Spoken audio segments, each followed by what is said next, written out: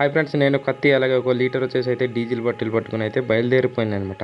ఎక్కడికి వెళ్తున్నానో అక్కడికి వెళ్ళాక అయితే చెప్తాను. వెళ్ళే దారిలో అయితే ఈ పువ్వు అయితే కనిపించింది. ఇవి వచ్చేసి అయితే ఒక దింపతీగ నుంచి వచ్చిన పువ్వు అనమాట. చాలా అందంగా కనిపిస్తుంది, మీరు కూడా చూడండి. నేనైతే ఈరోజు సెలుపుకున్న కయ్యాలని కాల్చుకుందాం కదా అని శనికైతే వచ్చాను అనమాట. ఎండ అయితే చాలా విపరీతంగా కాస్తుంది. నేనైతే ఎండలోనే చూడండి చెమటలు కారిపోతుంది, అయినా నేనైతే కయ్యాలని కాల్చుకుంటున్నాను అనమాట. కయ్యాలు వచ్చేసి అయితే సరిగా ఎండలేదనమాట. ఎలానో అలానో కాల్చుకుంటున్నాను కష్టపడేసి. సాయంత్రం అయితే వర్షం అయితే చాలా అంటే చాలా విపరీతంగా పడింది. అందుకే కంపల్లో తేమ అసలు పోలేదనమాట. అలా కంపలు తీస్తుంటేనేమో ఇవి వచ్చేసి అయితే మష్రూమ్లా కనిపించింది, కానీ తీరా చూస్తే ఇవి వచ్చేసి అయితే మష్రూమ్ కాదనమాట.